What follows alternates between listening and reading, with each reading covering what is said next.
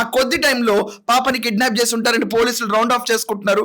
ఓ conclusion దారిగా ఈరోజు Jahnavi missing case, Gnaneshwari missing case lead అవుతుంది.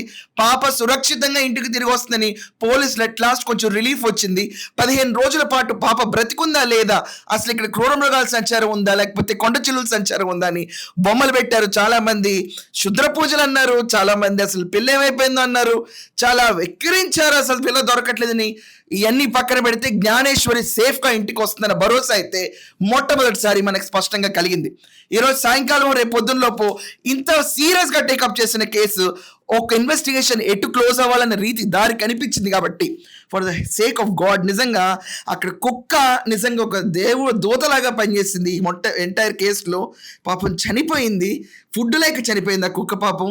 So సాయంకాలం లోపు జ్ఞానేశ్వరి ఇంటికి వెళ్తుందన్న వార్త విస్తృతంగా ప్రచారంలో ఉంది. We all should wait and see. ఒకవేళ జీడిపిక్కలు లేకపోతే మైగ్రెంట్ వర్కర్స్ మీద ఇప్పుడు మొత్తం డౌట్ అంతా ఫోకస్ అయింది. వాళ్ళే కిడ్నాప్ చేసి పిల్లలు లేని వాళ్ళకి తీసుకెళ్లి అమ్మేయటం ఇలాంటివి చేస్తారండి కిడ్నాప్ చేసి యూజువల్గా, లేకపోతే చైల్డ్ ట్రాఫిక్ వీటిలోనే పెడతారు వాళ్ళందరినీ.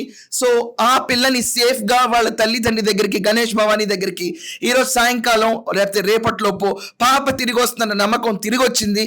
సో ఇన్వెస్టిగేషన్ చాలా సీరియస్ గా జరుగుతుంది ఇప్పుడు ఇమిగ్రెంట్ వర్కర్స్ అండ్ జీడిపిక్కలు ఎరుకునే వాళ్ళపైన.